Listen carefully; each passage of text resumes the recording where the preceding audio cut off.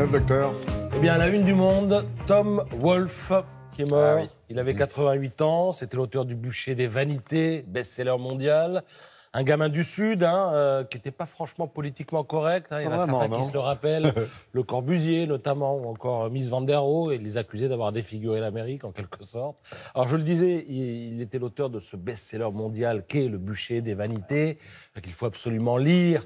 Ça commence par cette scène d'un gars qui ne fréquente que les beaux quartiers à Manhattan, qui est dans sa Mercedes, qui rentre à New York avec sa maîtresse, et il se trompe de fil sur l'autoroute, il finit dans le Bronx. C'est là il va découvrir un peu la vraie vie. Si vous voulez voir comment ça se passe, il faut lire Le Bûcher des Vanités.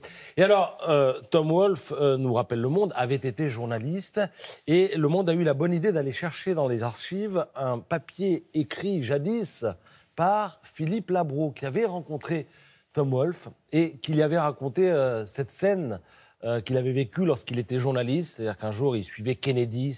Kennedy, à l'époque, était un jeune sénateur. On se disait, tiens, il va peut-être devenir président américain. Et Kennedy, un jour, participait à un meeting au sein d'une manufacture d'armes. Et pendant ce meeting, il avait critiqué ce qu'il appelait les vieux crabes de Washington. On leur fera rendre gorge quand on sera au pouvoir, etc., etc. Et puis, à un moment, il s'arrête et dit, on me dit qu'il y a un journaliste dans la salle. L'autre, il lève le doigt. Alors, il dit, je viens vous voir. Alors, il faut imaginer la scène avec Kennedy. Tom Wolfe, jeune journaliste, il dit, Kennedy qui lui dit, bien entendu, tout ce que je viens de dire, c'est off the record. Et l'autre lui dit, non, c'est pas possible parce qu'il y a trop de monde ici. Là. On est dans un meeting, donc c'est pas off the record. L'autre lui dit, on se voit dans 5 minutes dehors.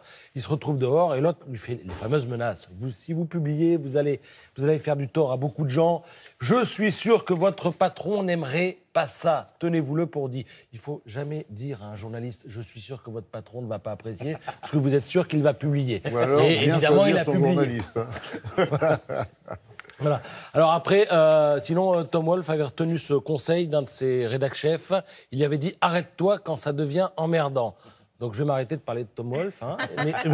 Mais si vous permettez, je vais vous parler de Simone de Beauvoir, qui, elle, fait la une du supplément culturel du Figaro, puisqu'elle, ses mémoires sortent dans la Pléiade, prestigieuse collection. Alors, je rappelle que Simone de Beauvoir est l'auteur du Deuxième Sexe, qui paraît aussi aujourd'hui en fac-similé. Pourquoi ?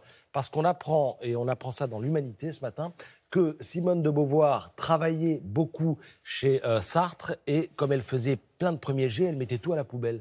Et les gens passaient derrière et récupéraient. Donc on a le manuscrit, et il va sortir en fac-similé aujourd'hui. Merci beaucoup, Patrice.